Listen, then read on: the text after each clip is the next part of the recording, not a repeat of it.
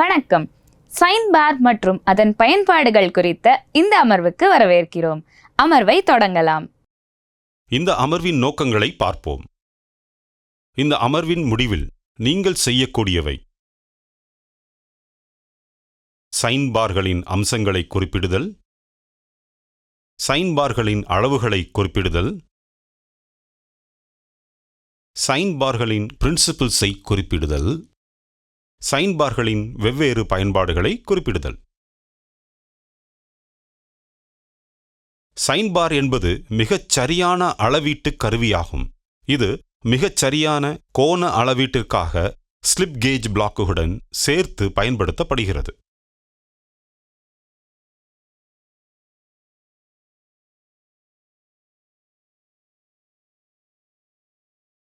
இது அரிப்பை எதிர்ப்பு நிலைப்படுத்தப்பட்ட உயர் குரோமியம் ஸ்டீலால் ஆன துல்லியமான ஃபினிஷிங் கொண்ட ரெக்டாங்குலர் பார் ஆகும். இது பாரின் இரு முனைகளிலும் ஒரே விட்டம் கொண்ட இரண்டு மிகச்சரியான ரோலர்களை கொண்டுள்ளது. ரோலர்களின் அச்சுகள் மற்றும் இந்த அச்சுகளை இணைக்கும் கோடு சைன் பாரின் மேல் முகப்புக்கு இணையாக இருக்கும்.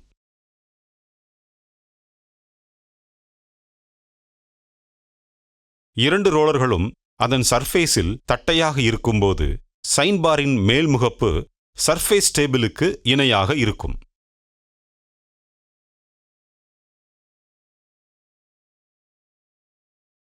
ரோலர்களின் அச்சுகளுக்கு அல்லது சென்டர்கள் இடையே உள்ள தூரம் அதிக அளவு துல்லித்தன்மையுடன் நிர்ணயிக்கப்படுகிறது. சைன் பாரின் அளவு ரோலர்களின் சென்டர்களுக்கு இடையே உள்ள தூரத்தால் குறிப்பிடப்படுகிறது. பொதுவாக கிடைக்கும் அளவுகள் 100 mm, 200 mm, 250 mm மற்றும் 500 mm ஆகும். சைன் பாரின் எடையை குறைக்கவும் கிளாம்ப் செய்வதற்கு வசதியாகவும் சைன் பார்களின் நீளவாக்கில் ட்ரில் செய்யப்பட்ட துளைகள் வழங்கப்படுகின்றன.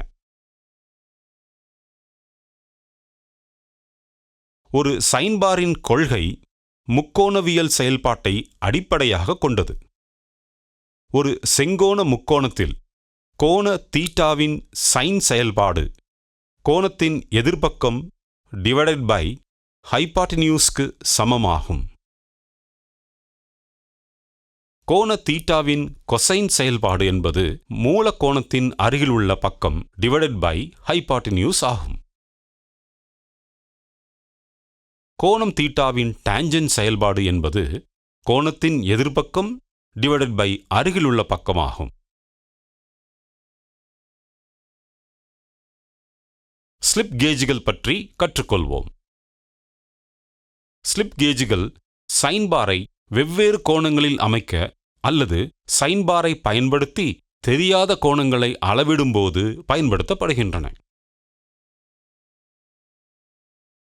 ஸ்லிப் கேஜ் செட் மீது சைன் பார் வைக்கப்படும் போது ஒரு சர்ஃபேஸ் டேபிள் அமைப்பிற்கான தரவு சர்ஃபேஸை வழங்குகிறது. சைன் பாரின் ஒரு ரோலர் சர்ஃபேஸ் டேபிள் மீதும் மற்றொன்று ஸ்லிப் கேஜ் செட்டிலும் வைக்கப்பட்டால் சைன் பார் சர்ஃபேஸ் டேபிள் மற்றும் ஸ்லிப் கேஜ் செட் ஆகியவற்றால் உருவாக்கப்பட்ட அமைப்பு காட்டப்பட்டுள்ளபடி வலது கோண முக்கோணத்தை உருவாக்குகிறது.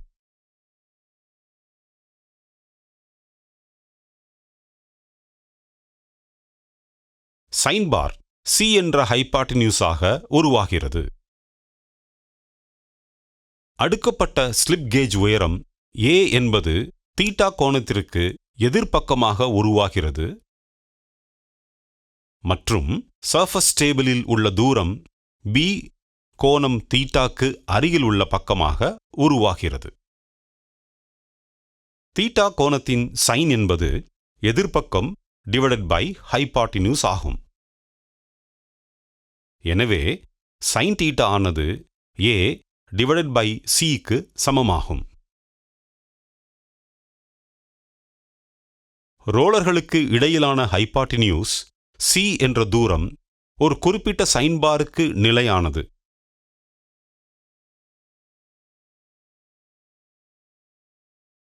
எடுத்துக்காட்டு 100 mm அளவுள்ள சைன் பாருக்கு ஹைபாட்டினியூஸ் C எப்போதும் 100 mm ஆக இருக்க வேண்டும். ஸ்லிப் கேஜ்களை கணக்கிடப்பட்ட உயரமான A-இன் படி அடுக்கி வைப்பதன் மூலம் சைன் பாரை தேவையான கோணத்தில் தீட்டாக்கு அமைக்கலாம். எடுத்துக்காட்டு 100 mm அளவுள்ள சைன் பாரை 36.87 டிகிரி கோணத்தில் அமைக்க ஸ்லிப் கேஜ்களை 60 mm உயரத்திற்கு அடுக்கி வைக்க வேண்டும்.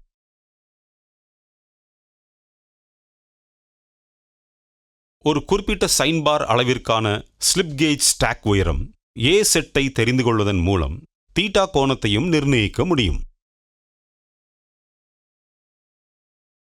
எடுத்துக்காட்டாக 100 mm அளவுள்ள சைன் பாருக்கு 70.71 mm உயரத்திற்கு ஸ்லிப் கேஜ்களை அடுக்கி வைப்பதன் மூலம் 45 டிகிரி கோணத்தை பெறலாம்.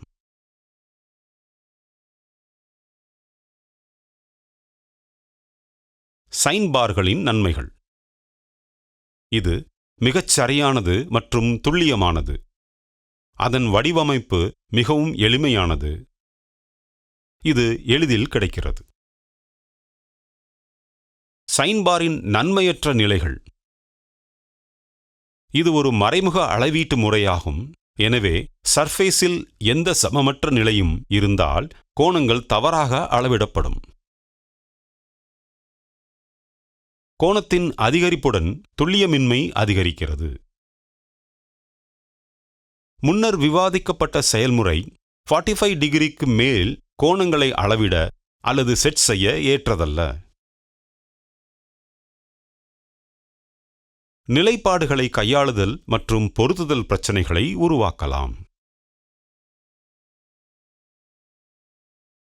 சைன் பாரின் பயன்பாடுகள் பின்வருவனவற்றை உள்ளடக்குகின்றன.